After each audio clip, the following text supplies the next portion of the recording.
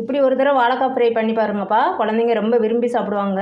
French fries மாதிரி இருக்கும், நல்லா டேஸ்டியாக. அதுக்கு அக்கா மசாலா என்னெல்லாம் போடுறேன் பாருங்கள். ஃபஸ்ட்டு பெருங்காயம் ஒரு 2-3 சிட்டிகை போட்டுக்கலாம். அப்புறமா கடலை மாவு ஒரு ஸ்பூன். அப்புறம் மிளகாத்தூள் பெரிய ஸ்பூனுக்கு 1 ஸ்பூன். கொஞ்சம் காரமாக வேணும் அப்படின்னு சொன்னால், கர்ட் ரைஸ்க்கெலாம் ரொம்ப டேஸ்டியாக இருக்கும் காரமாக பண்ணிங்கன்னா. இது சால்ட்டு வந்து பெரிய ஸ்பூனுக்கு ஒரு 1/2 ஸ்பூன். இப்போ கார்ன்ஃப்ளவர் போடுறேன், இது வந்து 1 ஸ்பூன். எல்லாம் போட்டு நல்லா நம்ம மிக்ஸ் பண்ணி வச்சிடலாம். தண்ணி தெளிக்க வேண்டிய அவசியம் இல்லை, இதில் தண்ணி ஊறும், அதனால் மிக்ஸ் பண்ணி வச்சிடலாம். அவ்வளோதான், நல்லா பிரட்டியாச்சு. இப்போ இப்படி தான் இருக்கிற மாதிரி இருக்கும். நம்ம ரெட்டிஸாக ஆயிரும் ஊறினதுக்கப்புறம். நல்லா எல்லாத்துலேயும் வாழைக்காய் எல்லாத்துலேயும் அந்த நம்ம போட்டு பிரட்டியிருக்க மசாலா எல்லாம் பிடிச்சிரும். அப்படியே மூடி வச்சிடலாம், ஒரு 10 நிமிஷம் ஊறட்டும். அவ்வளோதான், வாழைக்காய் நல்லா ஊறி இருக்கும். இப்போ நம்ம ஃப்ரை பண்ண ஆரம்பிச்சிடும். எப்படி பிடிச்சிருச்சு பாருங்கள், மசாலா நல்லா பிடிச்சிருக்கு பாருங்கள். அந்த கடலை மாவு கார்ன்ஃப்ளவர் மாவுங்கிறனால மசாலா நல்லா பிடிச்சிருச்சு. இது அக்கா அடுப்பில் ஒரு வடை சட்டியில் ஆயில் காய வச்சுட்டேன் ஏற்கனவே. நம்ம இப்போ போட்டு பொரிச்சு வச்சிடணும்.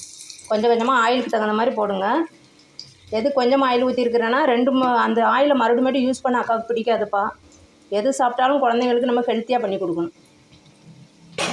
அவ்வளோதான், இது நல்லா கொஞ்சம் வெந்ததுக்கப்புறம் பரட்டும். ரொம்ப இந்த ஃப்ரை வந்து ரொம்ப மொறுமொறுன்னு டேஸ்டியாக இருக்கும்பா.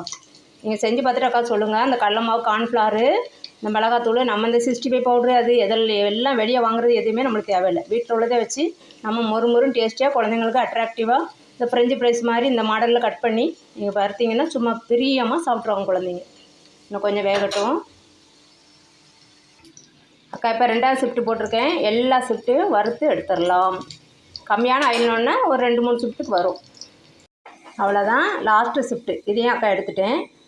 ரொம்ப மொறு கரன்னு இருக்கும். குழந்தைங்களுக்கு ரா பனானா ஃப்ரெஞ்சு ஃப்ரைஸ்ன்னு சொல்லி கொடுங்க, ரொம்ப விருப்பமாக சாப்பிடுவாங்க இதை பார்த்தாலே. அவ்வளோதான், குழந்தைங்களுக்கு இஷ்டமான ரதியா அடுப்பில் அக்கா ஸ்டைலில் raw banana French fries ready ஆயிடுச்சு.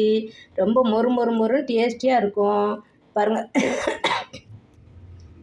அக்காவுக்கு இன்னும் காஃபு போக மாட்டேங்குது. நல்லா மொறுன்னு இருக்கும்பா டேஸ்டியாக.